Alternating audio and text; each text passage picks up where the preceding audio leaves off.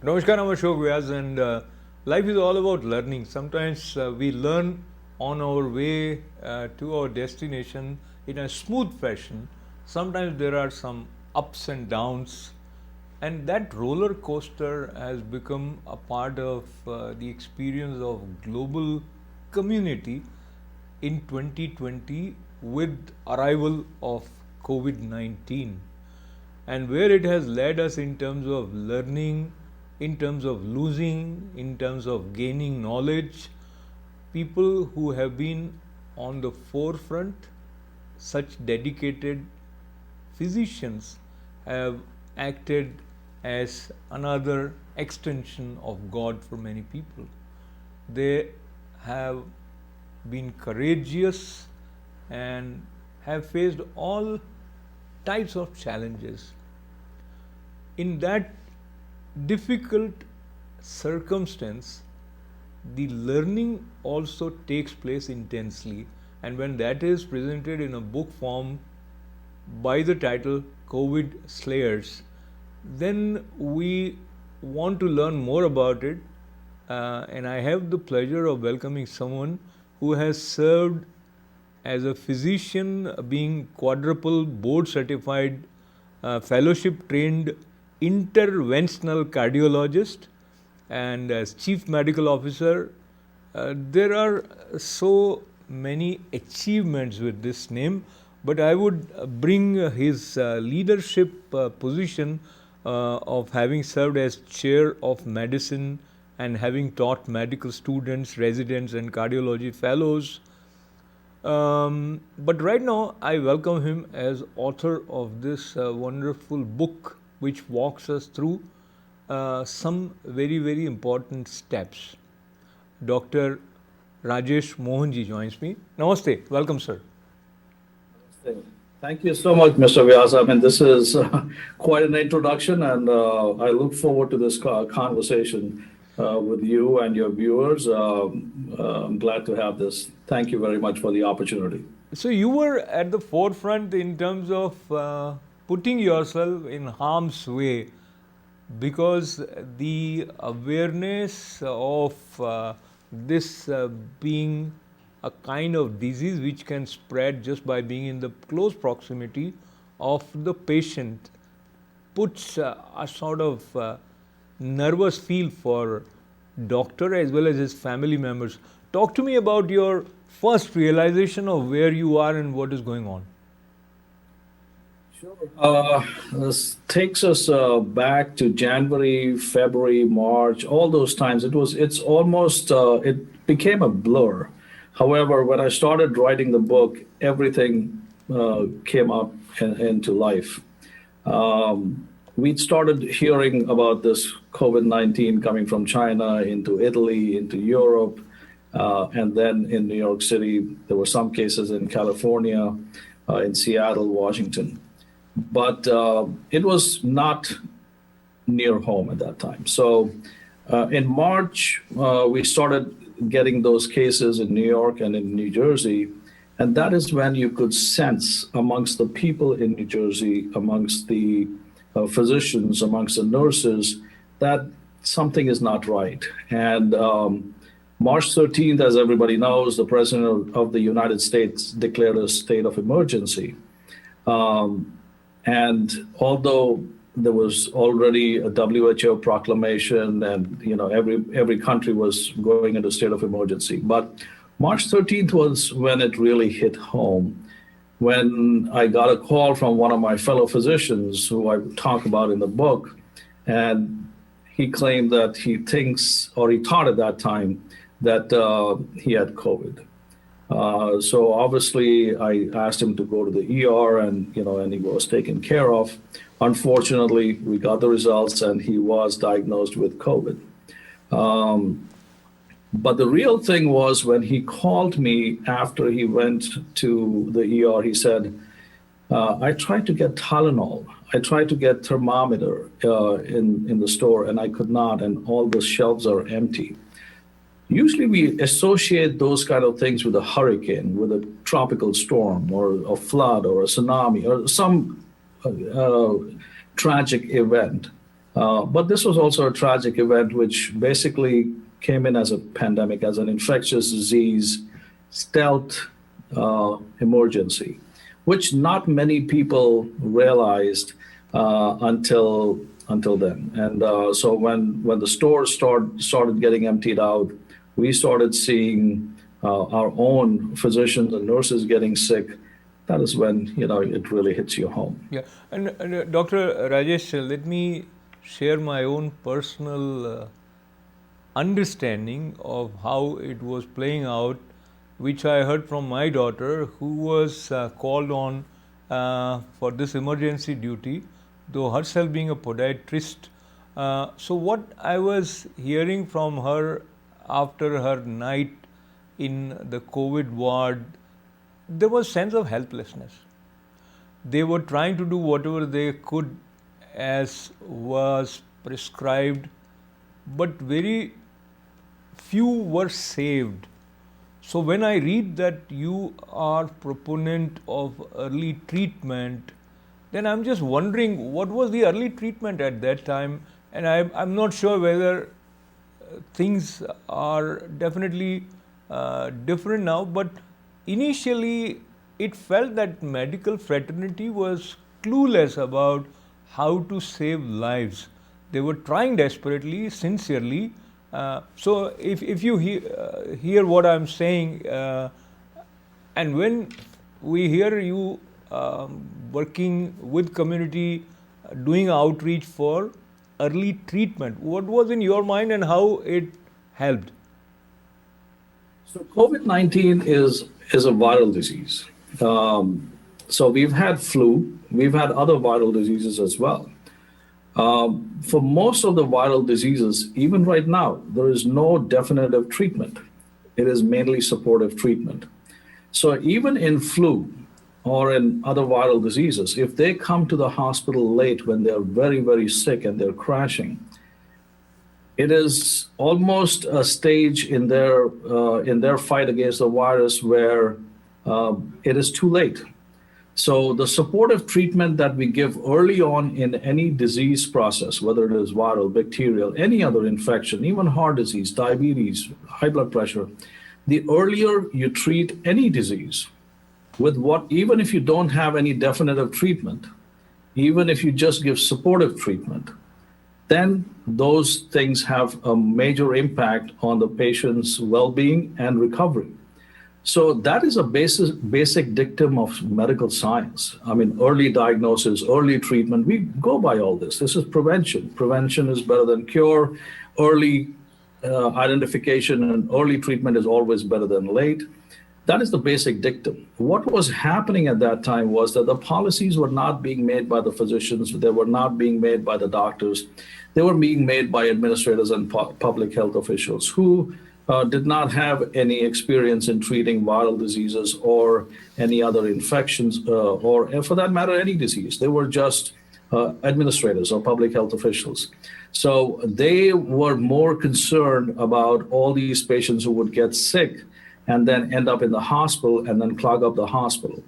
They did not think about the patients who were actually getting sick and staying at home and spreading this infectious disease to their family members, to their community colleagues, and thereby making it even worse.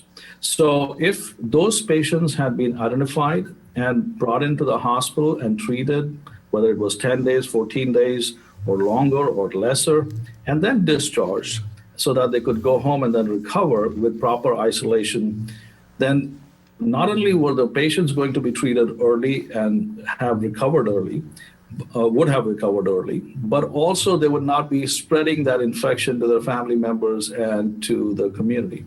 So I think it was just backwards. It was not the right approach that medical science teaches us. And mainly because the policies were not being made by people who knew what they were doing. So that brings me to the question, which is post-book COVIDSLAYERS, which is today, which is President Trump having announced on 12th December about vaccine. And now, while that is being administered and many frontline workers already have it. But what we have seen is there are some side effects from Chicago.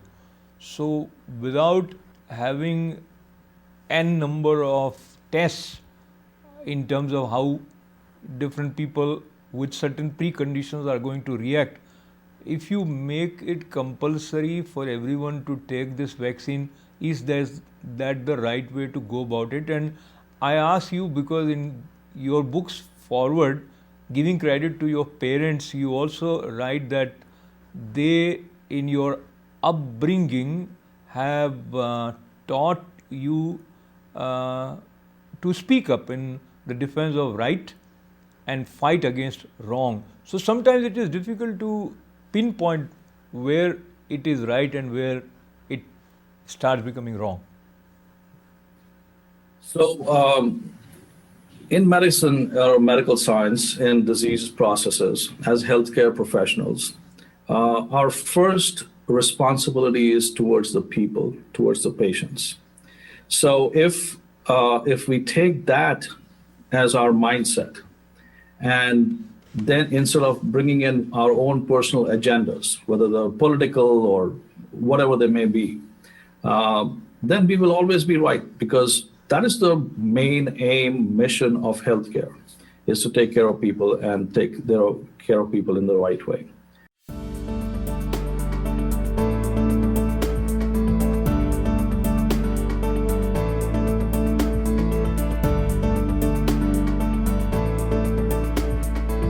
Just looking at the fascinating aspect that we have a book with us, which is COVIDSLAYERS, and COVIDSLAYERS, how the idea or need or compulsion to write your experience and your understanding in the form of a book came about. That is part one. Part two, the structure of the book, the way you conceived it, and going by the flow which goes in a progression where you walk readers with you from the first impressions, where in the first chapter you talk about the sirens were blaring. Then near the end we have Let Us Fix It, it's about time. So I would request you to talk briefly about one or two chapters specifically, but in general, why and structure of the book.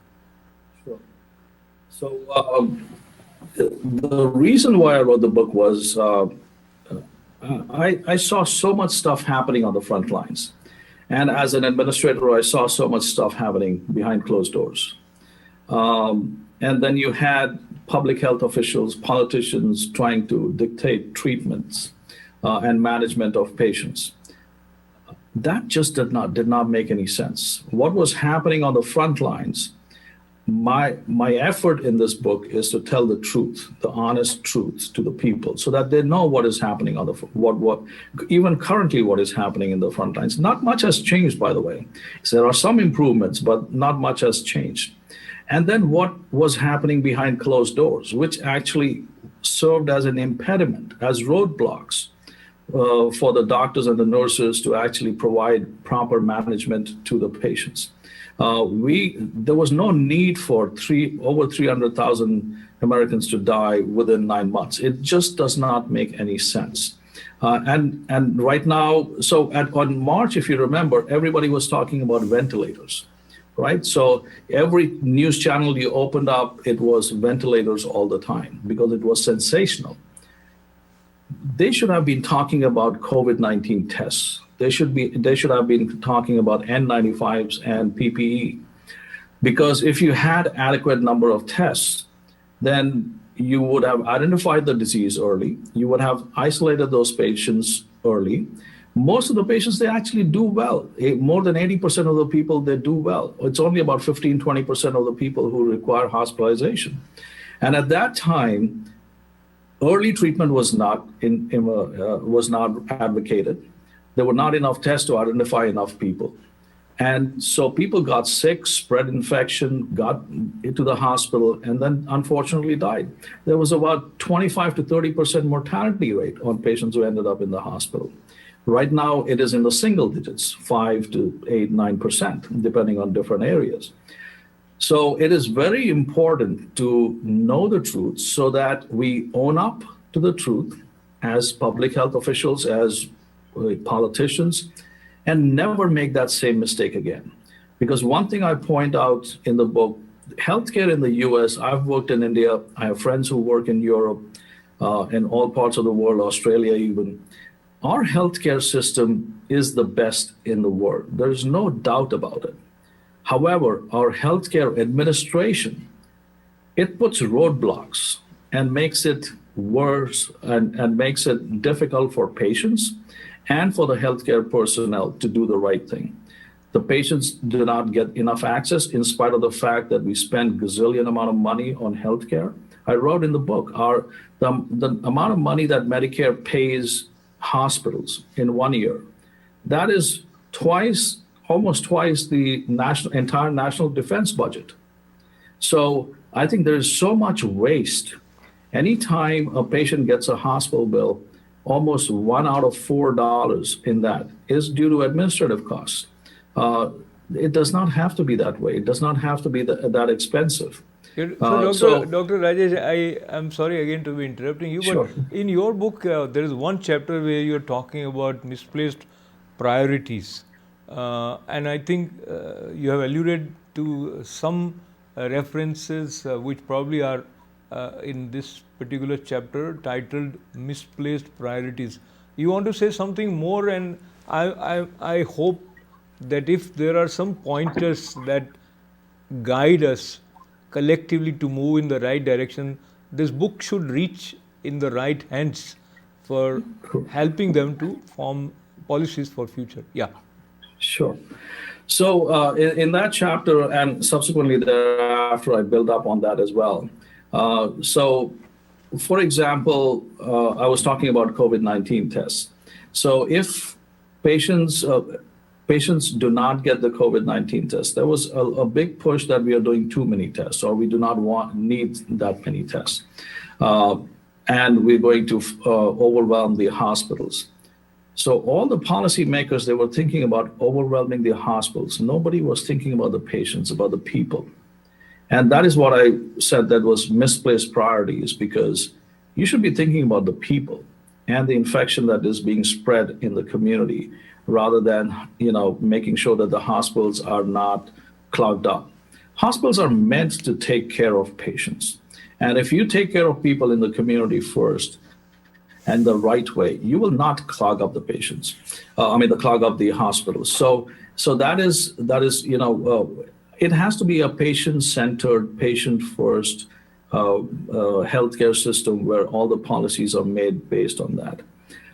You talked about blaring sirens, the first chapter, how it happened, and it was.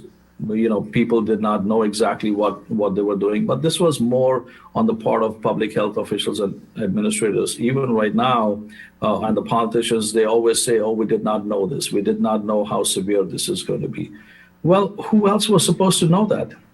They are the leaders of the healthcare industry.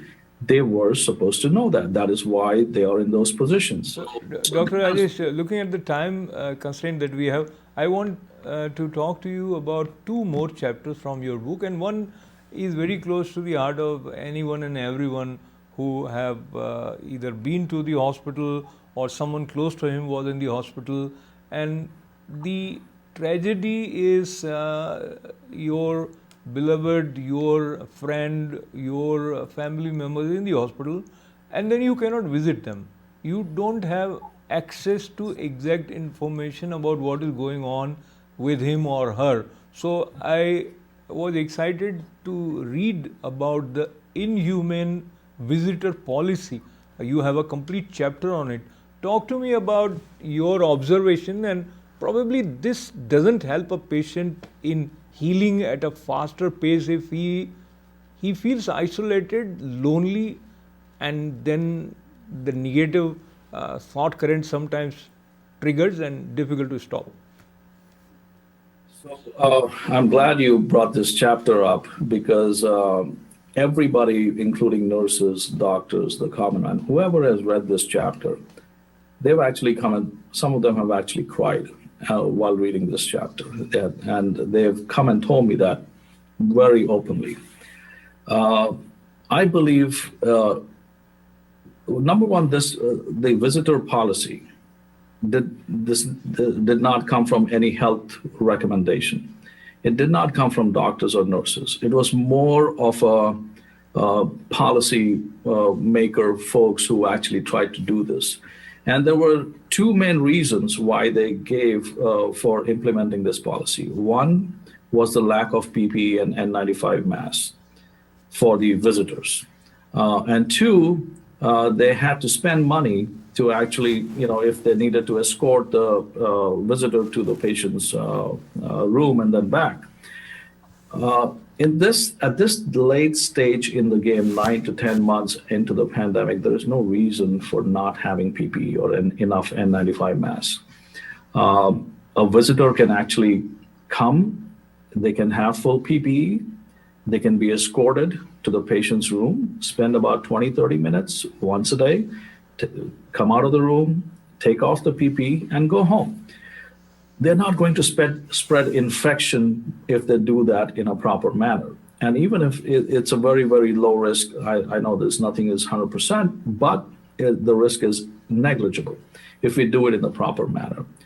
There have been enough studies out there which have been done over a period of time where it has shown that if the family members have close contact and physical contacts in the room, at least on a frequent basis with the patient, the recovery and the well-being of the patient happens faster. There's no doubt about that. That's already proven in medical science.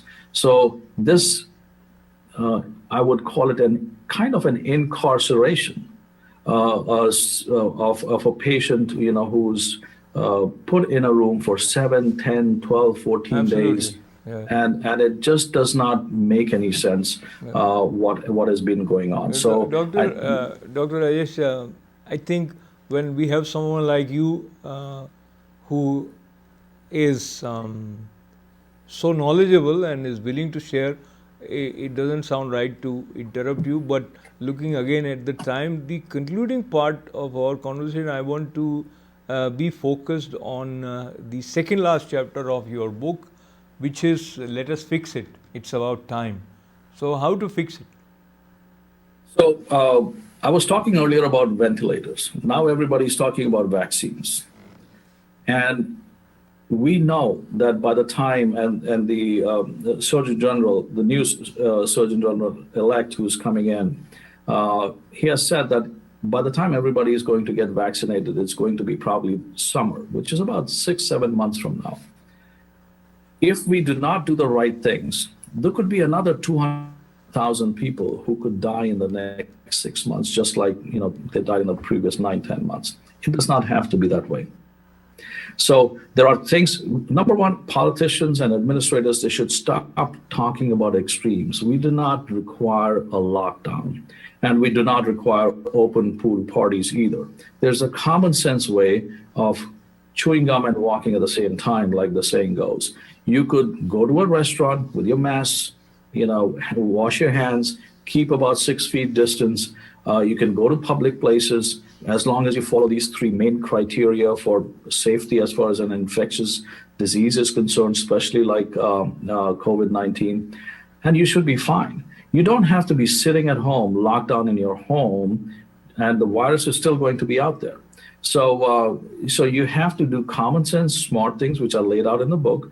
And for healthcare professionals, there has to be PPE. There has to be enough COVID-19 tests with appropriate COVID-19 tests.